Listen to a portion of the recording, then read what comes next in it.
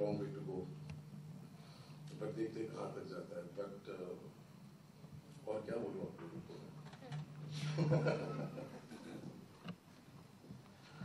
Students की तरफ से मैं पूछूंगा कि आज मैं स्टूडेंट बनूंगा आपके लिए कि मुझे कुछ नहीं आता है, लेकिन मैं सीखना चाहता हूँ आपसे। आपकी फिल्मों के जो कलर्स हैं, रंग हैं, वो सभी फिल्मों से अलग होते हैं, और उसमें पूरे जो चित्र है उसमें एक अपनी पेंटिंग डोमिनेट करती है। हर कहानी आपकी जो है पेंटिंग में होती है। तो जो भी फिल्में आपने बनाई उसमें अलग अलग कलर चुने, उसका एक अलग कलर चुना। तो ये जब कहानी लेते हैं तो उसका कलर कैसे चुनते हैं आप कहानी के लेने के बाद, वो मैं एज ए स्टूडेंट जानना चाहता हूँ। मेरे लिए बहुत ही डीप सवाल है ये, मेरे लिए बहुत ही, मेरे कुछ जहन को झंझोड़ता है ये सवाल, क्योंकि हम बहुत गरीब थे और जो हमारे घर के कोई रंग नहीं होता था, तो वो ऐसे ही चूना लगाए हुए सफ़ेद बिना रंग के, वो सफ़ेद भी मैला हुआ सालों साल। तो जब भी मैं होमवर्क करूँ तो होमवर्क में ध्यान ही रहता था, उस वॉल को क्या रंग करूँगा, उस वॉल को क्या रंग करूँगा। मैं ये घर में कोई फर्नीचर जैसी कोई कॉन्सेप्ट ही नहीं था कि कोई अफोर्ड भी नहीं कर सकते, तो यहाँ पे ये होना चाहिए, वहाँ पे वो होना चाहिए। तो स्पेस जो है, कन्फाइंड स्पेस, जो 100 स्क्वायर फीट का घर था हमारा, वो मेरे लिए एक मैजिक बॉक्स बन गया। वहां से लगा कि दीवारों को धक्का मार मार के मैं और कहाँ इंफिनिटी तक लेके जा सकता हूँ। बचपन से वो एक ऑब्सेशन था, वो अंदर से गुस्सा था कि मेरे घर पे रंग क्यों नहीं है। तो वहां से एक रंग के साथ रिश्ता शुरू हुआ, और स्कूल हो चाहे कॉलेज हो, चाहे जो भी मेरी टीचर कुछ बोलती थी उसको मैं कभी सुनता ही नहीं था। मेरे पीछे कुछ एक ड्रामा चल रहा है, फिक्शनल कैरेक्टर्स डांस कर रहे हैं, कोई गाना कान में बज रहा है। तो रेडियो के साथ बहुत रिश्ता था, तो रेडियो में गाना सुन के मुझे लगता था कि अच्छा ये गाना मैं कैसे शूट करूँगा। जाए जा ओ हर जाई जो सुभाष जी का गाना है, वो मेरा बहुत पसंद का गाना था, तो वो मैं कैसे शूट करूँगा, वगैरह वगैरह एक्सरसाइज चलती रहती थी। बट एक विजुअल स्टाइल डेवलप करना बहुत ज़रूरी था। मेरा एक अपना एक स्टाइल है, मेरा एक अपना रंगों के लिए एक अंदर की खोज है, और वो रंग मेरे सबकॉन्शियस पे वो सीन के लग के वो जाता है। वो रंग उस सीन की कुछ इमोशंस जो मैंने कुछ चीज़ें डायलॉग बोलती है, कुछ चीज़ें स्क्रीन प्ले के जरिए से वहाँ तक पहुँचता है इमोशनली, कुछ वो रंग करता है आपके ऊपर। खामोशी में इतना नहीं था, वो बहुत ही क्वाइट था, लेकिन हम दिल से मैंने पर्पल्स, ग्रीन्स, पिंक्स, जो कई लोग बोलते थे कि गैरिश है, बहुत ही ओवर द टॉप है, पर मुझे लगता था कि वो है, उस रंग का इस्तेमाल करना चाहिए। चाइनीज सिनेमा आप देखिए, कोरियन सिनेमा देखिए, कई लोग जापानीज सिनेमा देखिए, उनका रंग के साथ बहुत ही आपके सबकॉन्शियस, आपके नैरेटिव को कनेक्ट करने का एक फिल्म का एक बहुत कमाल का यूज करता है वो। जहाँ तक मेरी बात है, देवदास से शुरू हुआ ज्यादा मेरा रंग की मैच्योरिटी और उसका समझना। बहुत बहुत मेहनत करता हूँ मैं एक सेट के बनाने के ऊपर। वो स्पेस है जहाँ पे आपके कैरेक्टर्स खड़े हैं, वो स्पेस है जो आपका कैरेक्टर को बनाता है, वो स्पेस है जहाँ कैरेक्टर की कुछ डायलॉग सही लगती है या कुछ डायलॉग लगता है कि बैठा नहीं है सीन, क्योंकि वो स्पेस गलत था। वो स्पेस क्यों बनता है, वो रंग से बनता है। तो देवदास में मुझे खास करके उसका यूज मैंने बहुत अच्छा किया। ब्लैक में तो सारे रंग निकाल दिए मैंने, I mean diametrically opposite to what I have done in Devdas. तो सिर्फ ब्लैक व्हाइट और ग्रे का खेल किया, तो उससे मेरे को लगता है कि सबकॉन्शियसली मेरा एक साउंड होता है, एक गाना होता है जो मैं उठा के उसके ऊपर फिल्म का स्क्रीन प्ले लिखता हूँ। वो कोई भी हो सकता है। लगान की एक थीम थी, ए.आर. रहमान ने बनाई थी, उसके ऊपर मैंने पूरा देवदास का स्क्रिप्ट लिखा। वो स्क्रिप्ट वो बजता था और वो स्क्रिप्ट लिखता था, क्योंकि उससे मुझे क्लाइमैक्स का इंस्पिरेशन मिलता था। उसी तरह से कोई रंग होता है जो मेरे माइंड में उतरता है, और वो क्यों यूज करता हूँ। आर्ट के अंदर बहुत एनालाइज नहीं कर सकते आप, स्पॉन्टेनियसली आपको जो लगता है कि मुझे ये करना है मैंने कर दिया, ये मुझे डालना है मैंने डाल दिया, ये मुझे एक्टर अचानक ये मूवमेंट करे तो ये क्यों कर रहा है, लेकिन ये मूवमेंट मुझे समझ में नहीं आ रहा है। तो कई चीज़ें मेरे फिल्मों में कई लोग मुझे पूछते हैं, मेरे एक्टर्स पूछते हैं कि ये क्या करवा रहे हो हमारे पास। बट उस हर चीज को मैं एनालाइज करके जवाब नहीं दे सकता हूँ। जब एनालाइज कर दो तो मैजिक जो सिनेमा का है वो खत्म हो जाता है।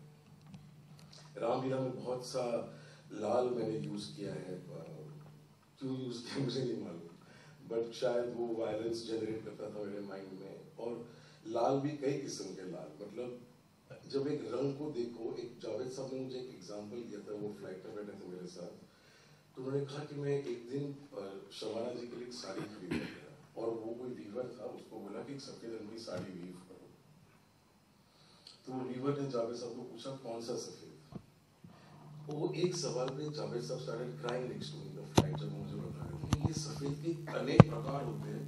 ये मैं जो अपना जावेद अख्तर समझता हूँ, मैंने तो कभी सोचा ही नहीं कि सफेद के भी कई प्रकार हैं, कई सफेद हो सकते हैं। तो एक वीवर जो प्योर आर्टिस्ट है, वो रंग, एक रंग के ऊपर ही उसकी जिंदगी शायद वो वीव करते करते निकल जाए, दूसरे रंग तक पहुंचा ही नहीं है। जैसे कई क्लासिकल सिंगर्स एक राग को पकड़ के जिंदगी निकल जाती है उस राग को गाते गाते, और उसके अनेक वो विस्तार करते करते कि कहाँ तक मैं लेके जा सकता हूँ उस राग को।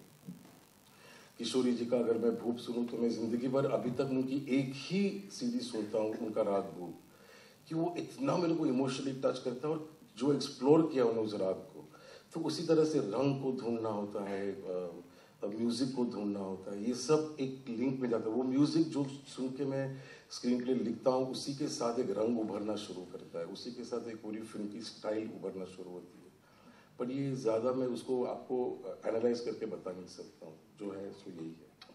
पर जितना भी आपने एनालाइज किया हो तो बहुत बहुत ही खूबसूरत तरीके से किया और बहुत अच्छी तरह से समझाया सब बच्चों को कि भाई ये आपका जो पैशन है, जहाँ आप अपनी कल्पना को जितना विस्तार दे सकते हैं उतना देते जाओ, बिना परवाह किए ये ठीक है ये गलत है। और जब आप पैशन से देंगे तो अपने आप ही देखने वाले को भी ठीक लगेगा। और मैं सुभाष जी आपको बताऊं कि जैसे सावरिया बनाई थी, उसमें लोगों ने बहुत क्रिटिसिज्म किया कि ब्लू है, ग्रीन है। और अभी मैं जा रहा था कहीं जयपुर लोकेशन देखने, तो जसराज जी मेरे साथ बैठे हुए थे। तो जसराज जी ने कहा कि तुम्हारा सबसे बेस्ट काम सावरिया है, क्योंकि आपने जो कृष्णा को इंटरप्रेट किया ब्लू के अनेक प्रकार से जो ग्रीन तक जाता है, कहते मैं हर 2-3 महीने वो सावरिया निकाल के देखता हूँ। तो एक तरफ है कि जहाँ पे वो बॉक्स ऑफिस पे बिल्कुल पहुंची नहीं लोगों तक, लोगों ने they counted as one of my worst films sadly enough, but वो भी उस फ्लॉप फिल्म का भी रंग का असर जो लोगों पे है, कि आज भी वो क्रिटिसाइज करते हैं तो कहते हैं कि वो आपने जो ब्लू यूज किया था वो अब फिर से ब्लू एक सीन लेके आए, या कुछ भी ब्लू हो तो बोले वो सावरिया जैसा है। तो एक इम्प्रेशन जो साइकोलॉजिकली और सबकॉन्शियसली और आपके इमोशनल लेवल पे एक रंग का असर है, वो तो बहुत ही इम्पोर्टेंट है कोई भी फिल्म मेकर के लिए। लेकिन मैं ये समझता हूँ संजय कि जब फिल्म आप इस तरह की बनाते हैं, जब हम हर फिल्म मेकर जो है एक्सपेरिमेंटल लेवल पर तो जाते ही हैं, रिस्क है, चलेगा या नहीं चलेगा, लेकिन हम करते हैं। और आपकी सिंसियरिटी है उसमें। अगर आपने सावरिया बनाई जो मुझे भी अच्छी लगी फिल्म, वो फ्लॉप है या हिट है, वो कभी कभी क्या होता है कि उस समय के लिए वो फ्लॉप थी। बहुत सी फिल्में आपने देखी होंगी जो उस समय पर फ्लॉप थी लेकिन बाद में बहुत चली। उनकी जो जिंदगी थी, उनकी जो लाइफ थी, वो 40-50 साल बाद भी चली। चाहे वो मेरा नाम जोकर थी, लवें थी, इनकी फिल्में, या है ना, बहुत सी फिल्म। कौन सी आप कौन सी फिल्म बोल रहे? हाँ, तीसरी कसम। तो मैं ये समझता हूँ कि जो सावरिया थी उसके अंदर एक अपना ही एक काल्पनिक विश्व था। मुझे लगता था कि मैं किसी जनरली किसी ऐसी दुनिया में हूँ जो बाहर जाके मैं उस जगह नहीं पहुँच सकता। उसमें एक अपनी खूबसूरती थी। फिल्में का फ्लॉप होना और हिट होना हमारे लिए सर्टिफिकेशन नहीं है। हमारे लिए सर्टिफिकेशन है कि हमने दिल से काम किया। कई बार बहुत सी फिल्में जो 10 साल के बाद सिर उठाती हैं, लग चलती हैं। मेरा दूसरा सवाल ये है सर कि आपका जो साउंड है, the magic of sound you create and particularly the music part of it. I remember one film maker called V Shantaram. मैं भी उनका बहुत बड़ा फैन था। और वी शांताराम जी भी जो है रंगों से बहुत खेलते थे। वो हमारे उन फिल्म मेकर में से थे जो कि बहुत ही खूबसूरत तरीके से, उस टाइम पे टेक्नोलॉजी नहीं थी, प्रोडक्शंस नहीं थी, लेकिन फिर भी वो कहाँ ना कहाँ से इनोवेशन उस टाइम पे भी करते थे वो, और बहुत खूबसूरत तरीके से प्रेजेंट करते थे चीज़ को। लेकिन उनके संगीत में और रंगों का और संगीत का बहुत अच्छा मेल था। और वही बात मैं आपकी फिल्मों में भी देखता हूँ कि साउंड का और कलर्स का, इन दोनों का कॉम्बिनेशन जो है ऐसा लगता है कि very complementary to each other over there. तो somewhere the other senior filmmakers have impressed you or inspired you, or you come with your own kind of sound originated from your soul or from source. Sound होते हैं जैसे आती है source से आती है, soul से आती है, तो आपको कहाँ से आती है? साउंड तो मैं आपकी बात से एक बात से मैं बोलना भूल गया जब आपने रंग का सवाल पूछा कि वी शांताराम जी का असर मेरे काम पे बहुत है। मैं उनको बहुत मेरा फेवरेटेस्ट फिल्म मेकर मानता हूँ कि उनका काम आज लोगों को, इन लोगों को मालूम है कि नहीं, उन्होंने देखा है कि नहीं मुझे नहीं मालूम। आप लोगों ने देखा है? मैंने देखा है, मैं जब स्टूडेंट था, इन्होंने नहीं शायद देखा होगा। वी शांताराम जी का काम मतलब जनक जनक पायल बाजे हो या नवरंग हो या दो आंखें बारात हो, जल बिना मछली, पड़ोसी, बहुत ही कमाल का उनका, और उनका असर मेरे पे बहुत है। ऋत्विक घटक साहब का असर, जो साउंड का उन्होंने यूज किया, मेघे तक तारा या कोमल गंधारा, वो सब जो म्यूजिक का यूज किया, जो मैंने देवदास में यूज किया, उनका एक विप्लैश जो उन्होंने मेघे तक तारा में यूज किया था। जब मैंने पहली बार मेघे तक तारा देखी तो when I saw the film I was around 21, 22, और वो एक फेस्टिवल में मैंने देखी। आई हैड नो आइडिया कि ऋत्विक घटक कौन है, क्या है। जब वो देखी, by the time the film got over, I had fallen off the chair, literally fallen off the chair by the impact of what that film did to me. Emotionally catharsis, जो actually art का एक सबसे बड़ा काम है, cathartic होना, catharsis generate करता है आपके अंदर, आपको purge करता है आपके soul को। वो वाला फिल्म मेकिंग में ये असर हो सकता है, वो पहली बार मैंने जाना। फिर फिल्म इंस्टीट्यूट में जाके कई दुनिया भर के बड़े बड़े फिल्ममेकरों को देखा, सीखा, समझा। बट घटक साहब का यूज ऑफ क्लासिकल, एक आलाप क्या करता है, या विप्लैश क्या करता है, या बारिश क्या करता है, या रिवर्ब और डीले का यूज, जो एक आवाज में जब वो एंड में क्लाइमैक्स में वो कहती है कि दादा नहीं बांझो, ऐसा कुछ एक लाइन है। हाँ, तो वो सब चीज़ों का साउंड मुझे लगता है कि उनकी एक फिल्म थी रांदेवू, उन्होंने एक स्टूडेंट्स के साथ मिलकर एक फिल्म बनाई थी ब्लैक एंड व्हाइट में। वो फिल्म आप देखिए तो खाली साउंड की एक्सरसाइज है वो कमाल की। पाथर पंचली देखिए, तो मुझे लगता है कि एनी फिल्म स्टूडेंट जो इन ग्रेट फिल्म मेकर्स को देखता है, सुनता है, तो उनका यूज ऑफ साउंड तो असर आपको होता ही है। साउंड मेरे लिए थोड़ा सा, मेरा साउंड लाउड होता है, मेरा म्यूजिक थोड़ा सा लाउड होता है। भिंडी बाजार और भुलेश्वर के कोने पे पैदा हुए और वहीं पे बड़े हुए, तो हमारा साउंड का जो एक लाउड स्पीकर से गाना बजना का जो एक इफेक्ट है, जो लक्ष्मी जी खास करके एलपी के गाने बहुत बजते थे हमारे मोहल्ले में, तो उनका हाँ, और वो डिस्टॉर्शन होता था, उसमें क्रैक होता था और वो लोग खुश होते थे। तो मेरे लिए मेरा जो विजुअलाइजेशन में, तो जैसे गाना सुनूं तो अच्छा उसको कैसे शूट करूंगा, उस पर ही ध्यान चला जाता था।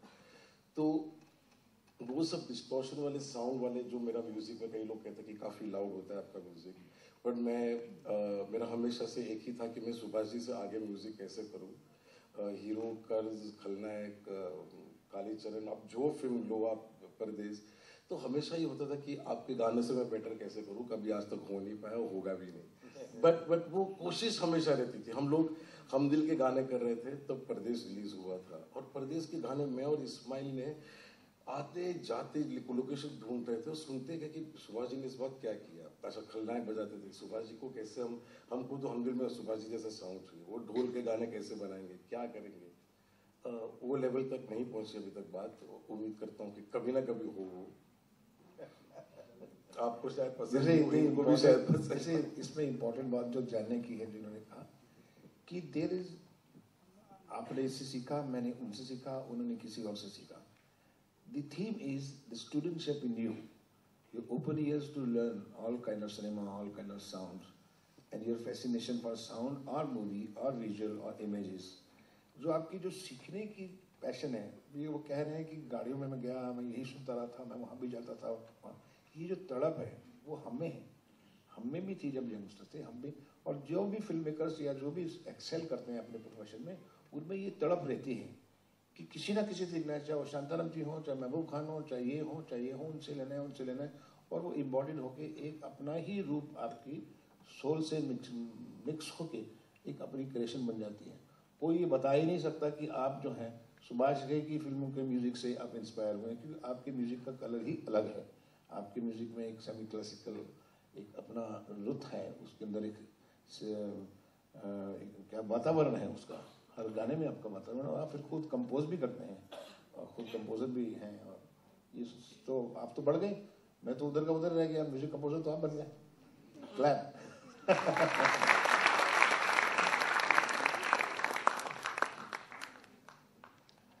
अब जो है रिश्ता एक फिल्म मेकर का और एक्टर्स का और स्टार्स का, इसके बारे में जो दुख हुए हैं वो विवरण कर दीजिए उसके। क्योंकि एक्टर डायरेक्टर का रिलेशनशिप फिल्म में बनाना बहुत जरूरी होता है। एक्टर्स बहुत अलग अलग फिल्मों में काम करते हैं, लेकिन जिस वक्त वो एक पर्टिकुलर डायरेक्टर्स के फैन हो जाते हैं या डायरेक्टर्स की बात जो है वो एक मास्टर की तरह मानने शुरू करते हैं, उसमें क्या क्या एक डायरेक्टर को, ये जो यंग डायरेक्टर्स हैं उनको क्या सीखना चाहिए, 3-4 चीज़ें ऐसी कौन सी होनी चाहिए that they should adopt when they are their relationship with actors and how actors should behave with a filmmaker। ये जरा थोड़ी सी 3-4 बातें अगर हमसे शेयर करेंगे तो इनको बहुत फायदा होगा। How actors should behave with directors, I don't think they'll ever behave correctly. So that is besides the point. Shahnaaz, right there.